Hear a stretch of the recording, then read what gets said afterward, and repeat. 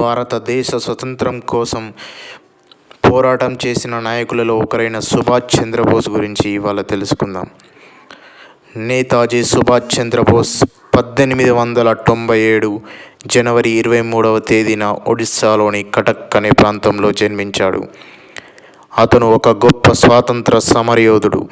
ఒకవైపు గాంధీజీ మొదలైన నాయకులందరూ అహింసావాదంతోనే స్వరాజ్యం సిద్ధిస్తుందని నమ్మి పోరాటం సాగిస్తుంటే, సుభాష్ చంద్రబోస్ మాత్రం సాయుధ పోరాటం ద్వారా ఆంగ్లేయులను దేశం నుంచి తరిమికొట్టవచ్చునని నమ్మి అది ఆచరణలో పెట్టిన మహనీయుడు సుభాష్ చంద్రబోస్.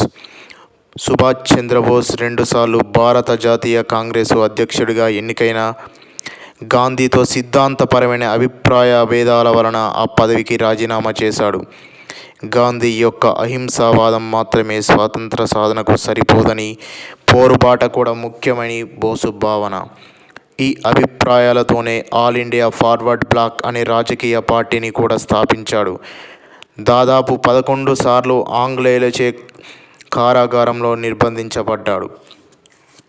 1939లో రెండవ ప్రపంచ యుద్ధం మొదలైంది. ఆంగ్లేయులను దెబ్బతీయడానికి దీన్ని ఒక సువర్ణ అవకాశంగా సుభాష్ చంద్రబోస్ భావించాడు. యుద్ధం ప్రారంభం కాగానే అతను ఆంగ్లేయులపై పోరాడేందుకు కూటమి ఏర్పాటు చేసే ఉద్దేశంతో రష్యా, జర్మనీ, జపాన్ దేశాలలో పర్యటించాడు. జపాన్ సహాయంతో భారత యుద్ధ ఖైదీలు, రబ్బరు తోట కూలీలు వంటి ఔత్సాహికులతో భారత జాతీయ సైన్యాన్ని ఏర్పాటు చేశాడు. జపాన్ ప్రభుత్వం అందించిన సైనిక, ఆర్థిక, దౌత్య సహకారాలతో ఆజాద్ హింద్ ప్రభుత్వాన్ని సింగపూర్లో ఏర్పాటు చేశాడు. సుభాష్ చంద్రబోస్ రాజకీయ అభిప్రాయాలు జర్మనీ, జపాన్తో అతని మిత్రత్వంపై చరిత్రకారుల్లో భిన్నాభిప్రాయాలు ఏర్పడ్డాయి. కొందరు వీటిని విమర్శిస్తే, మరికొందరు వాస్తవిక దృష్టితో చేసిన ప్రయత్నాలుగా బోసును అభిమానిస్తున్నారు. అతని జీవితంలాగే మరణం కూడా వివాదాస్పదమైంది. 1945 ఆగస్టు 18లో తైవాన్లో జరిగిన విమాన ప్రమాదంలో బోసు మరణించాడని ప్రకటించినప్పటికీ అతను ప్రమాదం నుండి బయటపడి అజ్ఞాతంలోకి వెళ్ళాడని పలువురు నమ్ముతున్నారు. సుభాష్ చంద్రబోస్ గురించి తెలుసుకోవాలంటే ముందుగా అతని యొక్క బాల్యం, విద్యాభ్యాసం గురించి తెలుసుకుందాం. సుభాష్ చంద్రబోస్ 1897 భారతదేశంలోని ఒడిస్సాలోని కటక్ పట్టణంలో ఒక ధనిక కుటుంబంలో జన్మించాడు. అతని తండ్రి జానకీనాథ్ బోస్ లాయర్, తీవ్రమైన జాతీయవాది. బెంగాల్ లెజిస్లేటివ్ కౌన్సిల్కి కూడా ఎన్నికయ్యాడు. తల్లి పేరు ప్రభావతి దేవి. సుభాష్ చంద్రబోస్ విద్యాభ్యాసం కటక్లోని రావిన్షా collegiate స్కూల్లోను, కలకత్తాలోని Scottish church కాలేజీలోను, Fitz William కాలేజీలోను, ఆపై చైతన్య యూనివర్సిటీ, జేకేకే యూనివర్సిటీలోను సాగింది. 1920లో సుభాష్ చంద్రబోస్ భారత సివిల్ సర్వీస్ పరీక్షలకు హాజరై అందులో 4వ ర్యాంకులో నిలిచాడు. ఇంగ్లీష్లో అత్యధిక మార్కులు సాధించాడు. అయినా 1921 ఏప్రిల్లో ఎంతో ప్రతిష్టాత్మకమైన ఇండియన్ సివిల్ సర్వీస్ నుంచి వైదొలిగి భారత స్వతంత్ర సంగ్రామంలో పాల్గొనాలని భావించి వెంటనే ప్రారంభించాడు.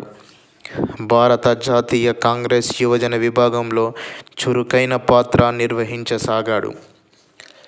ఈ భారత జాతీయ కాంగ్రెస్లో సహాయ నిరాకరణోద్యమ సమయంలో మహాత్మా గాంధీ బోసును కలకత్తా పంపాడు. అక్కడ చిత్తరంజన్ దాస్తో కలిసి బోస్ బెంగాల్లో ఉద్యమం నిర్వహించాడు. ఐరోపాలో ఉన్న సమయంలో సుభాష్ చంద్రబోస్ ఆలోచనల్లో కొత్త భావాలు చోటు చేసుకున్నాయి. స్వతంత్ర దేశంగా అవతరించడానికి భారతదేశానికి ఇతర దేశాల సహకారం, దౌత్య సమర్థన, ప్రత్యేక సైన్యం ఉండాలని గ్రహించాడు. 1937 డిసెంబర్ 26న బోస్ ఎమిలీ షెంకిల్ అనే తన సెక్రటరీని వివాహం చేసుకున్నారు. ఈమె ఆస్ట్రియాలో జన్మించింది. వారికి 1942లో పుట్టిన కూతురి పేరు అనిత. బోస్ తన భార్యకు వ్రాసిన అనేక ఉత్తరాలను ప్రచురించిన తర్వాత లెటర్స్ టు ఎమిలీ షెంకిల్ అనే సంకలన పుస్తకం శిశిర్ కుమార్ బోస్, సుగతా బోస్ ప్రచురించారు. 1938లో గాంధీ అభిరుచికి వ్యతిరేకంగా బోస్ భారత జాతీయ కాంగ్రెస్ అధ్యక్షునిగా ఎన్నికయ్యాడు. బోస్ ప్రత్యర్థి అయిన పట్టాభి సీతారామయ్య పరాజయం తన పరాజయంగా భావించాడు గాంధీజీ. ఇలా పార్టీలో ఏర్పడిన నాయకత్వ సంక్షోభం వల్ల బోస్ కాంగ్రెస్ నుంచి వైదొలిగాడు. వేరు మార్గం లేని బోస్ అఖిల భారతీయ ఫార్వర్డ్ బ్లాక్ పార్టీని ఈ విధంగా స్థాపించాడు. 1938లో జాతీయ ప్రణాళిక కమిటీ అనే సంస్థాగత వ్యవస్థకు నాంది పలికాడు. బ్రిటిష్ వారు తమ యుద్ధ సమస్యలు తీరినాక దేశానికి స్వతంత్రం ఇస్తారని గాంధీ, నెహ్రూ వంటి నాయకుడు భావించారు. అయితే రెండవ ప్రపంచ యుద్ధంలో తలమునకలుగా ఉన్న బ్రిటిష్ వారి పరిస్థితిని అవకాశంగా తీసుకొని త్వరగా స్వతంత్రాన్ని సంపాదించాలన్న బోస్ బలంగా వాదించాడు. బోస్ ఆలోచనలపై ఇటాలియన్ రాజనీతిజ్ఞులు గారిబాల్డి మాజీని ప్రభావం ఉంది. స్వతంత్రం వచ్చిన తర్వాత భారతదేశం ముస్తఫా కమాల్ పాషా, అతాతుర్క్ నాయకత్వంలోని టర్కీ దేశంలాగా కనీసం 2 దశాబ్దాల కాలం సోషలిస్ట్ నియంతృత్వ పాలనలో ఉండాలని కూడా బోస్ అభిప్రాయం. ఈ సమయంలో సుభాష్ చంద్రబోస్ అనేక మంది బ్రిటిష్ లేబర్ పార్టీ నాయకులను కలుసుకున్నాడు. అయితే అప్పుడు అధికారంలో ఉన్న కన్సర్వేటివ్ పార్టీ నాయకులెవరూ బోస్తో సమావేశానికి అంగీకరించలేదు. తర్వాత కాలంలో అట్లీ నాయకత్వంలోని లేబర్ పార్టీ ప్రభుత్వం కాలంలోనే భారతదేశానికి స్వతంత్రం సిద్ధించిందన్నది గమనించవలసిన విషయం. ఒకసారి సుభాష్ చంద్రబోస్ హిట్లర్ని కలవడానికి వెళ్ళాడు. 10 నిమిషముల తర్వాత హిట్లర్ వచ్చి ఏమిటి విషయం అని అడిగాడు. వెంటనే బోస్ మీ బాస్ను రమ్మని చెప్పాడు. వెంటనే హిట్లర్ వచ్చి బోస్ భుజం మీద చరిచి ఎలా ఉన్నావని అడిగాడు. ఇద్దరు కలిసి విషయాలు చర్చించుకున్న తర్వాత వెళ్ళబోయేటప్పుడు హిట్లర్ బోస్ని ముందుగా నిన్ను కలవడానికి వచ్చింది నేను కాదని ఎలా గుర్తించావని అడిగాడు. బోస్ భుజాన్ని తట్టే ధైర్యం నిజమైన హిట్లర్కి తప్ప ఇంకా ఎవరికి లేదని జవాబిచ్చాడు. ఒకానొక టైంలో దేశం విడిచి అజ్ఞాతంలోకి కూడా వెళ్ళాడు. బ్రిటిష్ ప్రభుత్వం ఏకపక్షంగా కాంగ్రెస్ను సంప్రదించకుండా భారతదేశం తరపున యుద్ధాన్ని ప్రకటించింది. కనుక బ్రిటిష్ వైస్రాయ్ లార్డ్ లిత్గోన్ ఈ నిర్ణయం పట్ల బోస్ పెద్ద ఎత్తున నిరసన ప్రదర్శనలు ప్రారంభించాడు. వెంటనే బ్రిటిష్ ప్రభుత్వం అతన్ని జైల్లో పెట్టింది. 7 రోజుల నిరాహార దీక్ష తర్వాత విడుదల చేసింది. కానీ అతని ఇంటిని పర్యవేక్షణలో ఉంచింది. ఇక అప్పట్లో తనను దేశం వదిలి వెళ్ళనివ్వరని గ్రహించిన సుభాష్ చంద్రబోస్ 1941 జనవరి 19న ఒక పఠాన్ లాగా వేషం వేసుకొని తన మేనల్లుడు శిశిర్ కుమార్ బోస్ తోడుగా ఇంటి నుండి తప్పించుకున్నాడు. ముందుగా పేషావర్ చేరుకున్నాడు. అక్కడ అతనికి అక్బర్ షా, మహమ్మద్ షా, భగత్ రామ్ తల్వార్లతో పరిచయమైంది. 1941 జనవరి 26న గడ్డం పెంచుకొని ఒక మూగా చెవిటి వాడిలాగా నటిస్తూ ఆఫ్ఘనిస్తాన్ వాయువ్య సరిహద్దు ప్రాంతం ద్వారా మియా అక్బర్ షా, ఆగా ఖాన్ల సహకారంతో ఆఫ్ఘనిస్తాన్లోంచి కాబూల్ ద్వారా ప్రయాణించి సోవియట్ యూనియన్ సరిహద్దు చేరుకున్నాడు. రష్యాకు బ్రిటన్తో ఉన్న వైరం వల్ల తనకు ఆదరణ లభిస్తుందనుకున్న బోస్కు నిరాశ ఎదురైంది. రష్యాలో ప్రవేశించగానే అతన్ని ఎన్కేవిడి మార్కోకు పంపింది. వారు అతనిని జర్మనీ రాయబారి అయిన షులెన్బర్గ్కి అప్పగించారు. అతను బోస్కు బెర్లిన్ పంపాడు. అక్కడ బోస్కు రిబ్బెన్ట్రాప్ నుండి విల్హెల్మ్ స్ట్రాస్లోని విదేశీ వ్యవహారాల శాఖాధికారుల నుంచి కొంత సఖ్యత లభించింది. తమ శత్రువుల కూటమి అయిన అగ్రరాజ్యాల సహకారంతో బోస్ తప్పించుకున్నాడని తెలియగానే అతనిని జర్మనీ చేరకముందే హత్య చేయడానికి బ్రిటిష్ ప్రభుత్వం తన రహస్య ఏజెంట్లను నియమించింది. బ్రిటిష్ గూఢచారి దళానికి చెందిన స్పెషల్ ఆపరేషన్ ఎగ్జిక్యూటివ్ ఈ పనిని చేపట్టింది. అలా భారతదేశం నుండి ఆఫ్ఘనిస్తాన్, అక్కడి నుండి రష్యా, అక్కడి నుండి ఇటలీ మీదుగా జర్మనీ చేరుకున్న సుభాష్ చంద్రబోస్ జర్మనుల సహకారంతో ఆజాద్ హింద్ రేడియో మొదలుపెట్టి ప్రసారాలు మొదలుపెట్టాడు. బెర్లిన్లో స్వతంత్ర గ్రీన్ గ్లోరీ స్కూల్ను స్థాపించాడు. ఉత్తర ఆఫ్రికాలో బ్రిటిష్ సైన్యంలో భాగంగా ఉండి అగ్రరాజ్యాలకు బందీలైన 4500 భారతీయ సైనికులతో ఇండియన్ లెజియన్ ప్రారంభించాడు. ఇది మొదట వెహ్మార్ట్ తర్వాత వైఫెన్ ఎస్ఎస్ అనే సైన్య విభాగాలకు అనుబంధంగా ఉండేది. అందులోని సైన్యం హిట్లర్కు బోస్కు విశ్వాసాన్ని ఇలా ప్రతిజ్ఞ ద్వారా ప్రకటించేవారు: భగవంతుని సాక్షిగా నేను జర్మన్ జాతి రాజ్యం ఏకైక నాయకుడైన అడాల్ఫ్ హిట్లర్కు, భారతదేశపు స్వతంత్రం కోసం పోరాడే జర్మన్ సైన్యం నాయకుడైన సుభాష్ చంద్రబోస్కు విధేయుడనై ఉంటాను. ఈ ప్రతిజ్ఞ ద్వారా ఇండియన్ లెజియన్ సైన్యం జర్మనీ సైన్యం ఆధీనంలో ఉందని, భారతదేశం విషయాలలో బోస్కు అగ్రనాయకత్వం పెట్టబడిందని స్పష్టంగా తెలుస్తుంది.